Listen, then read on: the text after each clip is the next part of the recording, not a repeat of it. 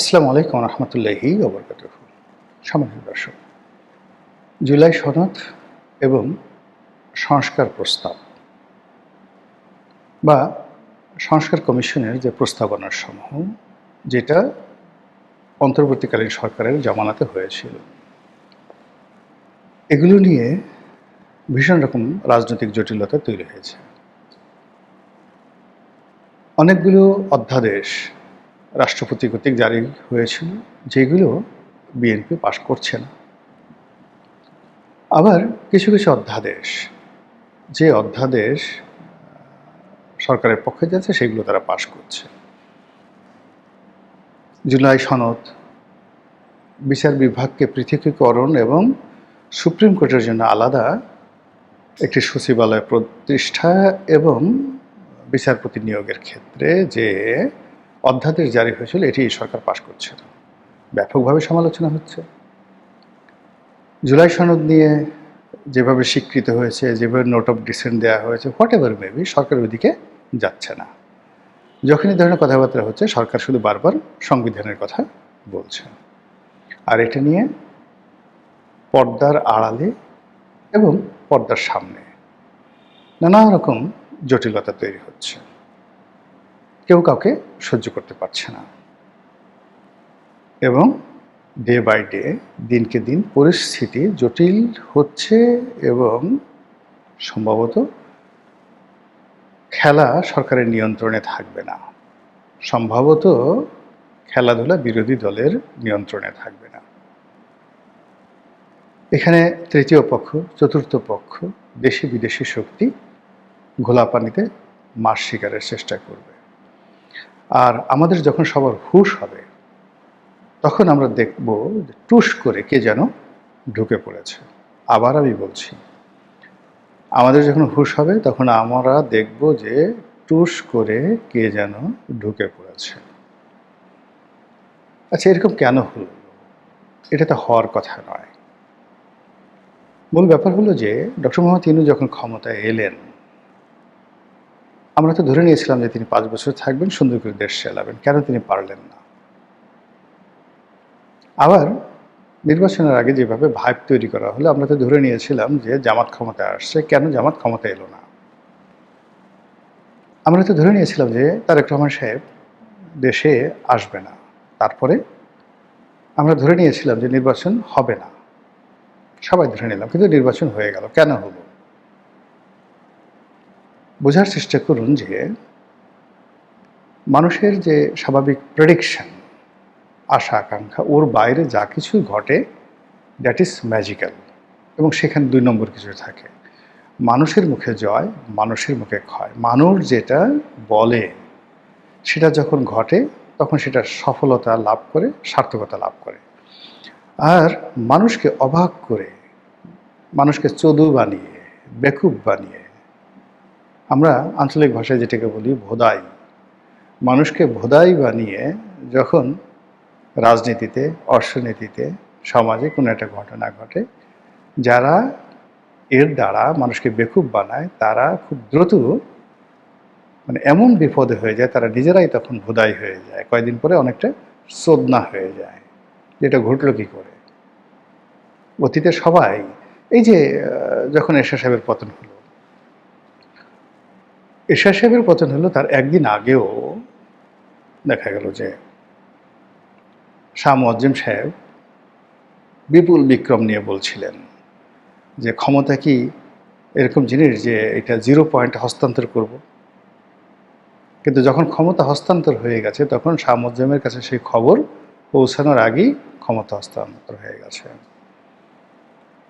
বেগম জিয়ার খুব ঘনিষ্ঠজন কয়েকজন মানুষ আমাকে বলতেছিলেন যে ওনার একান্ত ঘনিষ্ঠজন একেবারে যখন ওনার পতন হবে 2006 সনে 1/11-এর সময়, তখন হারিস চৌধুরী থেকে শুরু করে আরও কয়েকজন যারা আছেন, তারা খুব দাপট দেখাচ্ছিলেন, আমাদের এটা আছে, ওটা আছে, আপনি ক্ষমতা হস্তান্তর করবেন না, ইত্যাদি ইত্যাদি ইত্যাদি ইত্যাদি। কিন্তু পরবর্তীতে যখন 1/11 ঘটে গেল, সবার আগে দেখা গেল যে ওই লোকগুলো নাই হয়ে গেছে। বেগম জিয়ার পাশ থেকে সবার আগে সেই লোকগুলো পালিয়ে গেছে। আর শেখ হাসিনা যখন পতন হলো, আপনি দেখেন তারা সবাই দুপুরের খাবার খাবে, খাবার রেডি, শাহী খাবার রেডি, গণভবনের সবাই খাবেন গরম গরম খাবার, একটু মুখে পানি দেওয়ার সুযোগ তাদের হয়নি, সেই খাবার বিপ্লবীরা গিয়ে খেয়ে ফেলল। এই অবস্থা আগামীতেও হবে, সবার জন্য হবে। কেন হবে? যদি রাজনীতির ব্যাকরণগুলো কেউ মান্য না করে। আমি একটা কথা খুব সহজ সরলভাবে বলেছিলাম যে লন্ডন বৈঠকে জনাব তারেক রহমান সাহেব এবং ডক্টর মোহাম্মদ ইউনূস তাদের মধ্যে একটা সমঝোতা হয়েছে। সেই সমঝোতার প্রেক্ষিতে বিএনপি ডক্টর মোহাম্মদ ইউনূসকে যথেষ্ট ছাড় দিয়েছে। যদি ইউনূস সাহেব বিএনপির সাথে বেইমানি করে তাহলে তিনি ক্ষমতায় থাকতে পারবেন না, তাকে অপমানিত লাঞ্ছিত হয়ে ক্ষমতা থেকে চলে যেতে হবে। সেকেন্ড থিং হলো, ইউনূস সাহেব যদি বিএনপির সাথে কৃত যে কমিটমেন্ট সেটা রক্ষা করেন, ক্ষমতা হস্তান্তর করেন, তাহলে বিএনপি ডক্টর মোহাম্মদ ইউনূসকে যে সকল আশ্বাস দিয়েছেন টু দি পয়েন্টে, কোনো রকম প্রশ্ন ছাড়া, কোনো রকম বাছবিচার ছাড়া এবং কোনো রকম নীতি নৈতিকতা ছাড়া যে কমিটমেন্ট দেওয়া হয়েছিল সেই কমিটমেন্টগুলো তাকে রক্ষা করতে হবে। আর সেই রক্ষা যদি না করা হয় তাহলে বিএনপির পতন হবে।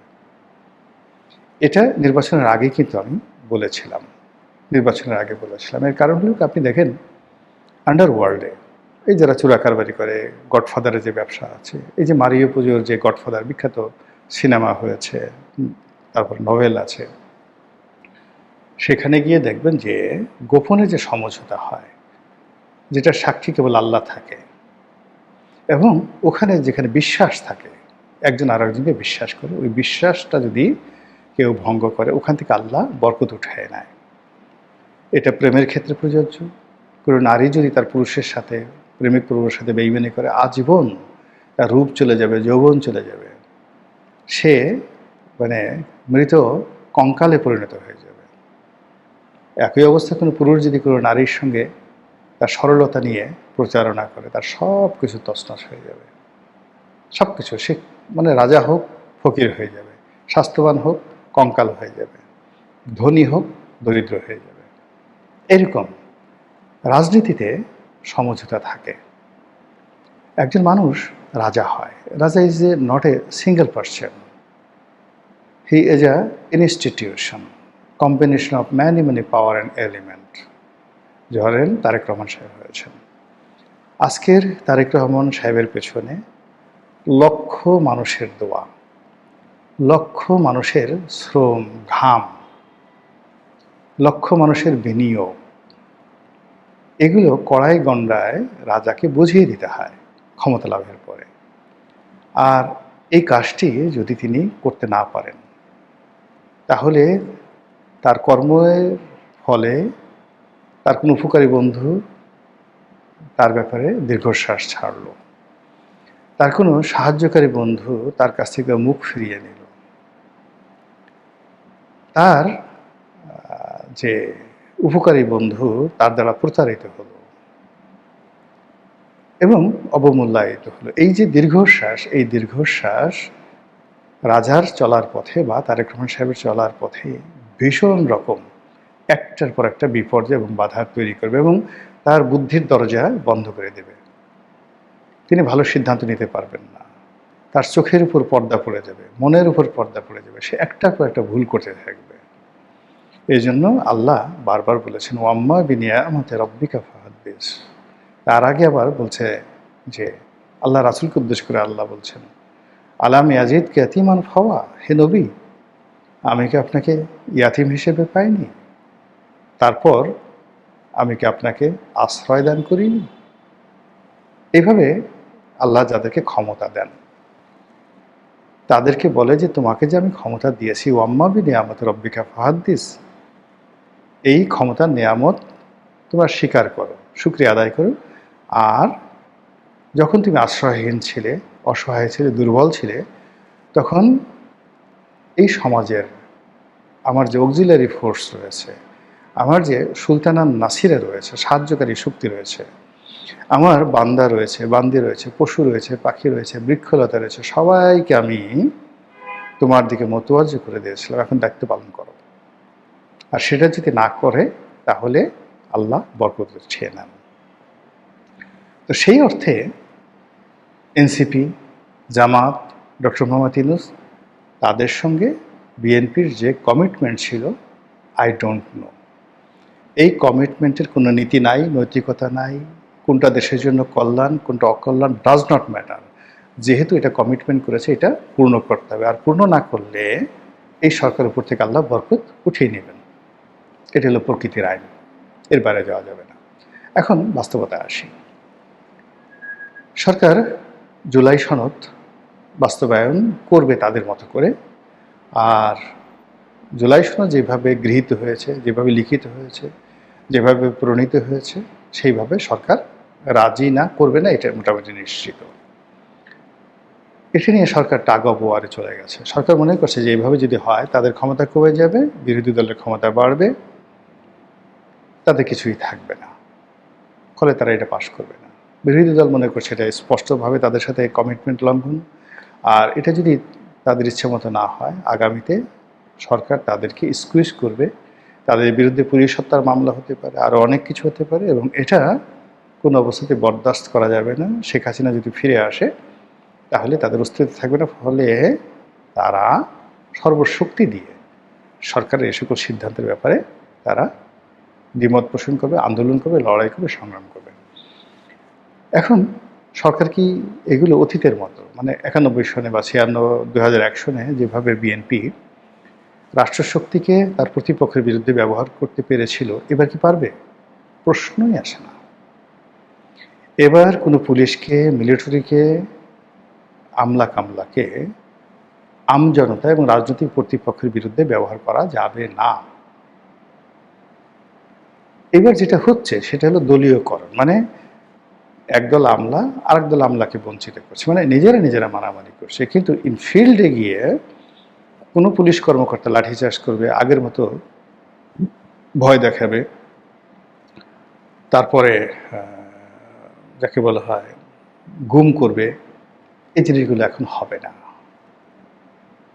ফলে সরকারের যারা প্রত্যক্ষ বিরোধিতাকারী আছে পার্লামেন্টে, তাদের সঙ্গে এই মুহূর্তে যদি গুপ্ত শক্তি হিসেবে আওয়ামী লীগকে ধরেন, এই গুপ্ত শক্তি সরকারের যে কোনো যে দুর্বলতা, সেই দুর্বলতাকে লুফে নেবে, এবং তার শুরুটা হবে এই জুলাই সনদ দিয়ে এবং সংস্কার প্রস্তাব দিয়ে। This is one. Second thing হলো যে 2024 সনের জুলাই আগস্টে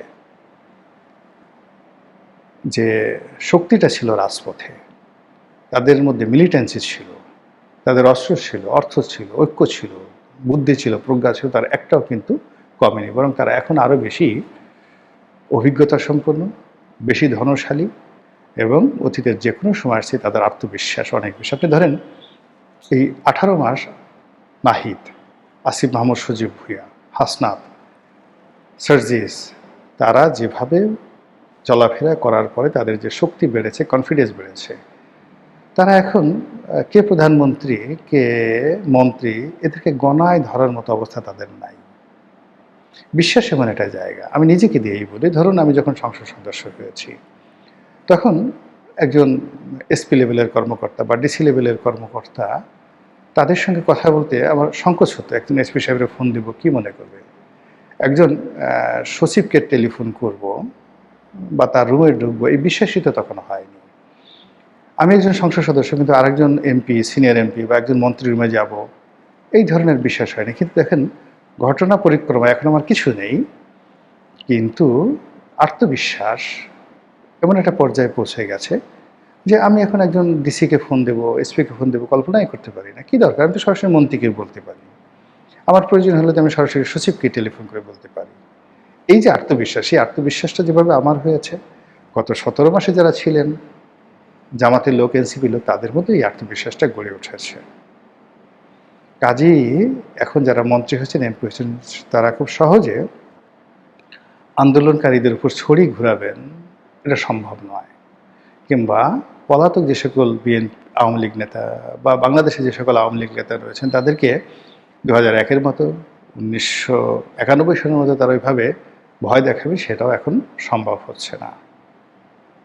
কাজেই সরকারের জন্য কিন্তু সব কিছু জটিল হয়ে গেছে। এই জটিলতা থেকে যদি তাকে বের হতে হয়, তাকে ইজি হতে হবে, অনেস্ট হতে হবে, কমিটমেন্ট রক্ষা করতে হবে এবং কোনো অবস্থাতেই ছলচাতুরি করা চলবে না। আর তাদেরকে বুদ্ধির উপর নির্ভর করতে হবে, সততার উপর নির্ভর করতে হবে, কৌশল দিয়ে প্রতিপক্ষকে ঠকিয়ে, ভয় দেখিয়ে অথবা রাষ্ট্রশক্তিকে দলের সাথে একীভূত করে কোনো একটা সুবিধা নেওয়া, অতীতে যে জিনিসগুলো হয়েছে এটা পরিবর্তিতে জুলাই বিপ্লবের পরে একেবারে অসম্ভব একটা বিষয়। ফলে কি হলো, এই যে সময় যাচ্ছে এই সময়টাতে জুলাই যেটা সনদ বা যাকে বলা হয় সংস্কার প্রস্তাব নিয়ে যে জটিলতা তৈরি হয়েছে, এখন সরকারকে যারা বুদ্ধি দিচ্ছেন, যখন বিরূপ পরিস্থিতি হবে তাদের কাউকে খুঁজে পাওয়া যাবে না। যেভাবে ডক্টর মোহাম্মদ ইউনূস এখন আলী রিয়াজকে খুঁজে পাচ্ছেন না, বদিউল আলম মজুমদার ইয়ানফসি করছেন, তারপরে ব্রিগেডিয়ার সাখাওয়াত ইয়ানফসি টু দি পাওয়ার 4, বদিউল আলমের সে 4 গুণ ইয়ানফসি করছে। ডক্টর মোহাম্মদ ইউনূস এখন আর সেই জনাব শফিক সাহেবকে খুঁজে পাচ্ছেন না, তার যে বিখ্যাত প্রেস সচিব, সাপোজ টু বি বাংলাদেশের তথ্যমন্ত্রী হবেন। নাহিদ যদি প্রধানমন্ত্রী হতেন তাহলে তিনি হতেন তথ্যমন্ত্রী, তাকে তিনি আর পাচ্ছেন না। তিনি পাচ্ছেন না আরও অনেককে যারা বড় বড় কথা বলতেন। আপনি এখন আসিফ নজরুলকে খুঁজে আনতে পারবেন না, আপনি এখন রেজওয়ানাকে সামনে আনতে পারবেন না। কোনো টকশোতে আপনি ইউনূসের পক্ষে একটা টুশব্দ করার মতো, পক্ষে বলার মতো কোনো টেলিভিশন 1 লাখ টাকা দিয়েও কোনো উপদেষ্টাকে আনতে পারবেন না। সে বলবো আমি ঘর থেকেই বের হব না, আমার সেফটি সিকিউরিটি কে দেবে। যদি এই অবস্থা হয় অল্প কয়েকদিনের মধ্যে, ফলে এখন যারা সরকারকে দুষ্ট বুদ্ধি দিচ্ছেন, এরা যেভাবে আওয়ামী লীগের 17 বছরে এদের কারো টিকিটই দেখা যায়নি, কারো কণ্ঠে শব্দ ছিল না, কারো কলমে কালি ছিল না, কারো পরনে পোশাক ছিল না, দিনের আলো যাদের অসহ্য ছিল, রাতের অন্ধকার ধান ক্ষেত যাদের প্রিয় ছিল, সে মানুষগুলো এখন হামবীর হয়ে গেছেন, মহাবীর হয়ে গেছেন। আমি হামবীর, আমি মহাবীর, আমি ধূমকেতু, আমি উল্কা, বিদ্রোহী কবিতার মতো। এটা আবার যখন দুঃসময় আসবে, এদের কাউকে খুঁজে পাবেন না, কাউকে দেখতে পাবেন না। সেই সময় পক্ষে দাঁড়াবে কে কে তাও বলা যাচ্ছে না। যেভাবে আওয়ামী লীগের মতো লোক 17 বছর বসে 17 জন মানুষ তৈরি করতে পারেনি, এই বিপদের সময় বাংলাদেশে দাঁড়িয়ে একটা উফ শব্দ করতে পারে, এরকম আওয়ামী লীগের যেমন লোক নেই। বিএনপির অবস্থা কি হবে? আওয়ামী লীগের চেয়ে খারাপ হবে না ভালো হবে, এটা আপনারা এই সিদ্ধান্ত নেন। আসসালামু আলাইকুম রহমতুল্লাহি ওয়া বারাকাতুহু।